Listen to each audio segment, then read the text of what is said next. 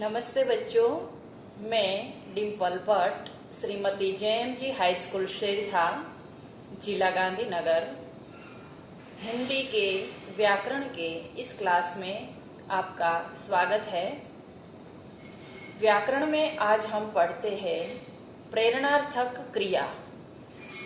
प्रेरणार्थक क्रिया किसे कहते हैं और उनकी परिभाषा और उदाहरण। तो आइए पढ़ते हैं प्रेरणार्थक क्रिया।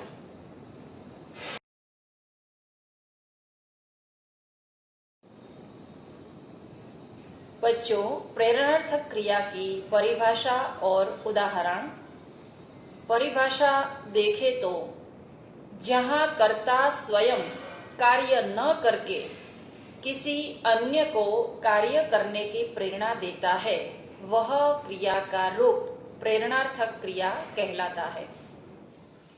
कि कर्ता स्वयं कार्य नहीं करता है, किसी अन्य को कार्य करने की प्रेरणा देता है और वहां क्रिया का रूप जो है वह प्रेरणार्थक कहलाता है।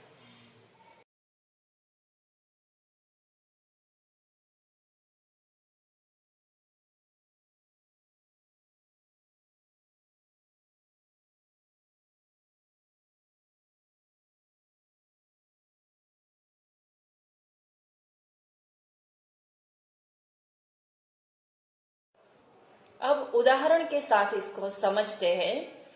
मूल धातु के अंत में आना जोड़ने से प्रथम प्रेरणार्थक क्रिया बनती है। कि एक मूल धातु है, उस मूल धातु में आना शब्द के जोड़ने से प्रेरणार्थक बनती है, लेकिन वह कैसी प्रेरणार्थक होती है? प्रथम प्रेरणार्थक। और वाना जोड़ने से द्वितीय प्रेरणार्थक क्रिया बनती है।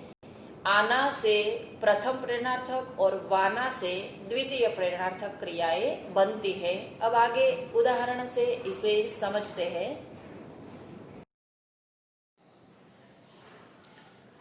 अब देखते हैं उदाहरण से क्रिया, मूल धातु, प्रथम प्रेरणार्थक और द्वितीय प्रेरणार्थक। पढ़ना क्रिया है कि बच्चे पढ़ रहे हैं, तो उसमें पढ़ना क्रिया है। मूल धातु है उसकी पढ़, प्रथम प्रेरणार्थक है पढ़ाना और द्वितीय प्रेरणार्थक है पढ़वाना। देखो, प्रथम प्रेरणार्थक में हमने क्या लगाया? आना। और द्वितीय प्रेरणार्थक में हमने क्या लगाया? वाना। अब समझते हैं कि पढ़ना मूल क्रिया है, उनकी मूल धातु पढ़ है, और प्रथम प्रेरणार्थक पढ़ाना यानी माँ बच्चे को पढ़ा रही है, शिक्षक बच्चे को पढ़ा रहे हैं, तो वह प्रथम प्रेरणार्थक हुआ। लेकिन द्वितीय प्रेरणार्थक कैसे बनता है? कि पिताजी ने माँ से कहा कि तुम बच्चे को पढ़ाओ, यानी किसी अन्य व्यक्ति के द्वारा प्रेरणा दूसरे व्यक्ति को देना, और दूसरा व्यक्ति जब यह कार्य करता है तब द्वितीय प्रेरणार्थक बनता है। कि पिताजी ने माँ से कहा कि तुम बच्चे को पढ़ाओ। सुनना क्रिया है, सुन उनकी मूल धातु है, प्रथम प्रेरणार्थक है सुनाना और द्वितीय प्रेरणार्थक है सुनवाना। कहानी, जैसे बच्चे को कोई सुना रहा है, वह क्रिया है कि कहानी माँ बच्चे को सुना रही है। और जब हम ऐसा कहें कि पिताजी के कहने पर माँ बच्चे को कहानी सुनाती है, तो वह द्वितीय प्रेरणार्थक है। जीतना क्रिया है, मूल धातु है जीत, प्रथम प्रेरणार्थक है जीताना और द्वितीय प्रेरणार्थक है जीतवाना। कि युद्ध में किसी को जीत प्राप्त करनी है तो वो किसी और की मदद लेकर, किसी और की प्रेरणा से जीत प्राप्त करता है, तो हम कहेंगे प्रथम प्रेरणार्थक में उसने उसे जिताया। लेकिन जितवाना कि उनके कहने से किसी और व्यक्ति ने उनकी मदद की और वो युद्ध जीत गया। खेलना क्रिया है, उनकी मूल धातु है खेल, प्रथम प्रेरणार्थक है खिलाना और द्वितीय प्रेरणार्थक है खिलवाना। पीना मूल धातु है पी, प्रथम प्रेरणार्थक है पिलाना और द्वितीय प्रेरणार्थक है पिलवाना। माँ बच्चे को दूध पिलाती है, दादी माँ के कहने से माँ बच्चे को दूध पिलाती है, इस प्रकार।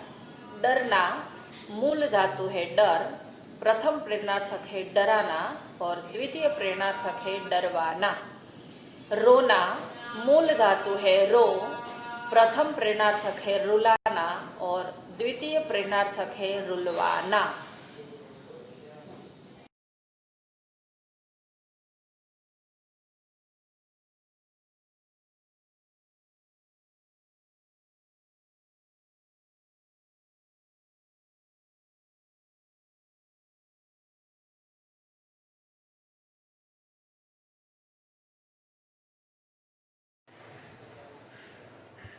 अब ये स्वाध्याय है जो आपको अपनी नोटबुक में स्व अध्ययन के लिए लिखना है।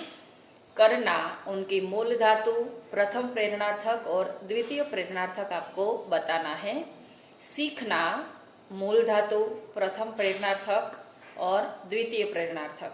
धोना, मूल धातु, प्रथम प्रेरणार्थक और द्वितीय प्रेरणार्थक। देना, मूल धातु, प्रथम प्रेरणार्थक और द्वितीय प्रेरणार्थक।